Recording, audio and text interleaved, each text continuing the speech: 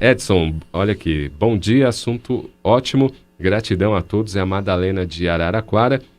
E a Eliana, ela diz, foi feita uma citação da Bíblia agora há pouco sobre Jesus, seria possível dizer onde encontrar? E agora eu vou procurar para você e te falo daqui um pouco, tá? É aquela do Repete Jesus, ela, né?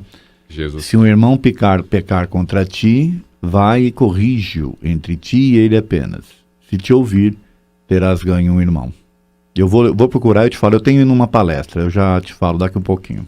Legal, você tinha um comentário aí? O comentário é o seguinte, que a questão é que às vezes a gente por necessidade de se inserir num grupo social, que faz parte da lei de sociedade, às vezes a gente não percebe, Cláudio, mas a gente faz uma seleção, né, do que quer ouvir, entende? Então a gente às vezes perde a oportunidade de ouvir coisas que poderiam fazer você modificar os seus pensamentos, né? Sim.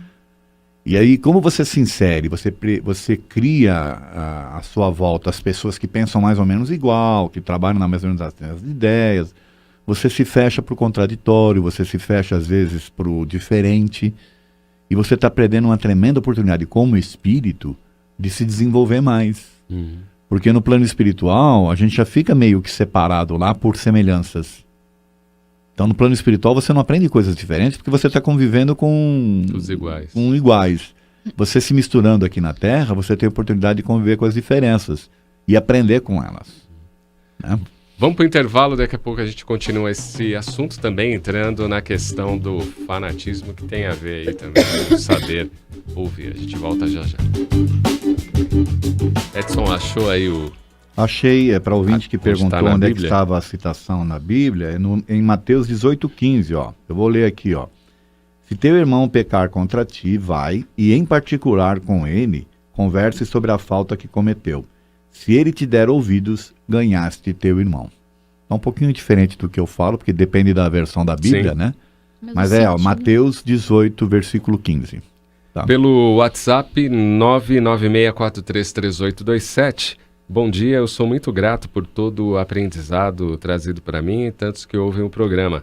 Aliás, devo agradecer ao Sr. Edson, pois a palestra do dia 29 de outubro continua ecoando positivamente dentro de mim. Está sendo muito positivo saber que eu posso escutar. É o Marcos de Guarulhos, Edson. Muito obrigado, Marcos. A palestra fez sucesso, hein? Fez, obrigado. Maior. O Edson, quem fala mais? Espírito superior ou inferior? O inferior. O espírito superior, ele é assertivo. Ele não fica em rodeios, não fica querendo te convencer das coisas, né? Ele coloca as ideias e você que tem que correr atrás. Já o inferior quer te convencer, entendeu? Então, fala muito. Que nem o Tite falava. Então, Cláudio, também ainda dentro dessa questão de saber ouvir, uma das coisas que eu abordo, duas na verdade, que eu abordo na palestra, é que as diferenças das gerações também provocam uma dificuldade do ouvir. Né? Porque as gerações mais antigas, a forma como elas foram criadas, elas têm conceitos que a geração nova agora não tem, e a geração nova tem tem conceitos que os antigos não têm. Então fica difícil você fazer um diálogo ali, entendeu? Se a geração mais antiga não buscar se modernizar também, vai ficar para trás, vai ficar difícil de você dialogar com o jovem, entendeu? O jovem está criando um dialeto novo, está criando uma série de coisas aí que às vezes você se perde no que eles estão dizendo, entendeu? E o diálogo fica complicado. A outra questão é as diferenças sexuais, que também provocam diferenças, até nível de interesse. Eu até brinco na palestra, né? Uma mulher que quer discutir a relação quando o marido está assistindo um jogo do Corinthians. Vai dar certo? Não dá. Não vai dar certo. Né? Então o homem tem sua característica, o homem tem uma forma de percepção, a mulher tem outra. Né? A mulher, às vezes, ela precisa de ter mais... você precisa ter mais tempo para ouvir a mulher. O homem já é menos, né? O homem já é mais direto. Ou seja, tem uma série de coisas que se você não parar para perceber e não atentar, você não vai ter um bom diálogo, você não vai ter uma boa relação, entendeu? E isso faz parte do saber ouvir. E aí, Elaine, concorda? Uma conversa construtiva, né? Concorda com essas diferenças entre homem e mulher? Existe, né? Porque O homem e a mulher, eles funcionam de uma forma diferente, né? Raciocinam de uma forma diferente, né? E até tem muitas piadas, né, sobre isso, né? Então, mas aí, se a gente tirar essa questão da questão física, né? Se a gente falar em termos espirituais, para os dois serve essa questão da caridade mesmo, né? De fazer um esforço, né?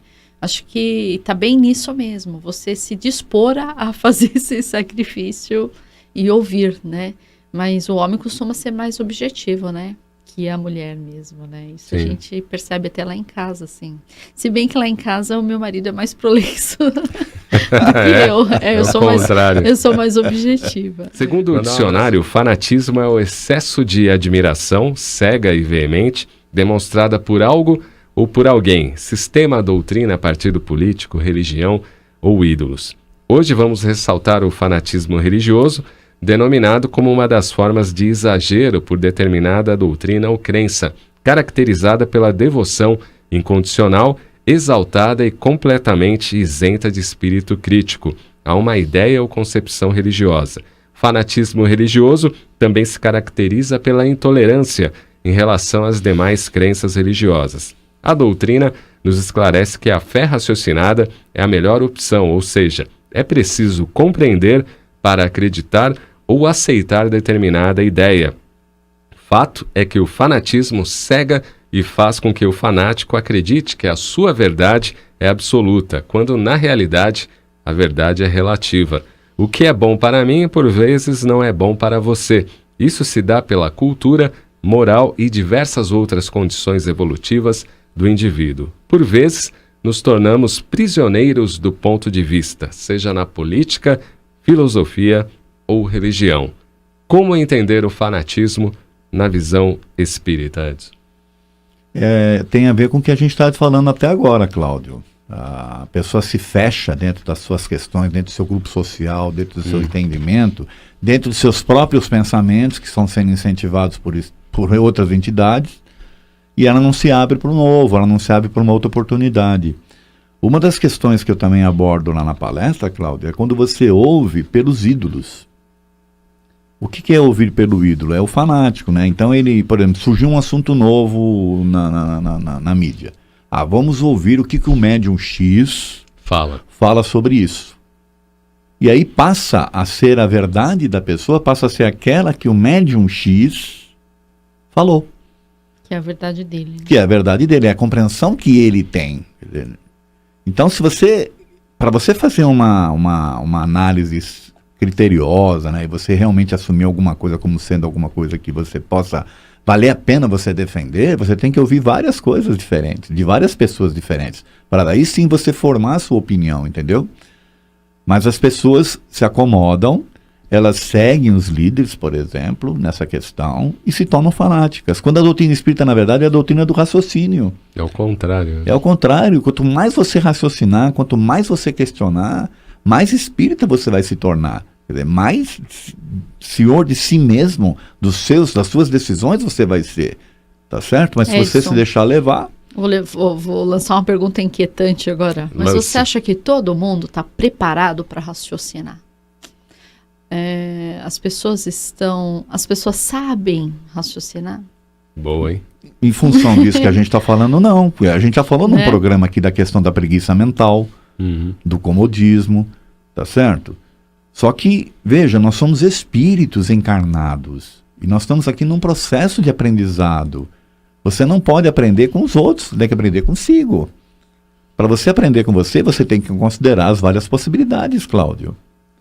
E essa questão do fanatismo, existe fanatismo no meio espírita, infelizmente, quando não deveria existir. O que é mais fácil, você ir pela ideia de uma pessoa ou você tentar desenvolver o seu próprio entendimento, né?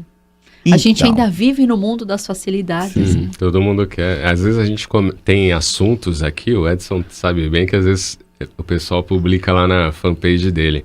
A gente discute assuntos aqui, então ninguém vem com uma ideia própria, né? Vem com um link, mas o médium X falou isso, o fulano lá falou aquilo. A gente tem que usar isso como fonte de consulta para você buscar conteúdo, Mas Mas você não tomar aquilo como fazer- verdade absoluta e fazer daquilo a sua verdade, entende? Tem coisa que você concorda, tem coisa que você fala. As "Não, nossas não verdades penso são dessa relativas, forma." Elaine. É verdade. Eu costumo dizer que a doutrina espírita é a doutrina da liberdade, tá É. certo? Mas com responsabilidade.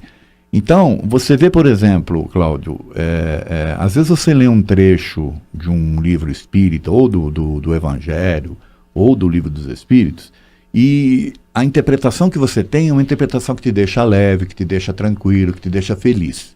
Outra pessoa lê o mesmo trecho e ela vai se sentir pesada, ela vai se sentir cobrada, ela vai se sentir culpada. Ora, onde que está a diferença? No que está escrito ou no sentimento da pessoa, na forma como ela enxerga as coisas? Uhum. Tá certo? Por isso que é de extrema importância para o espírita que queira de fato assumir a responsabilidade por si, que é isso que nós estamos fazendo aqui, né? Ouvir várias pessoas e não uma só. Exatamente. Ela tem que ouvir vários para daí formar a sua opinião, entendeu? E mesmo depois que ela formar a sua opinião, Cláudio, não pode ser uma opinião definitiva. Tem que estar aberto. Tem que estar aberta a mudanças, porque sim. a doutrina espírita ela é também, como segundo dinâmica, o Kardec dizia que ela tem que caminhar par e passo com a ciência, entende?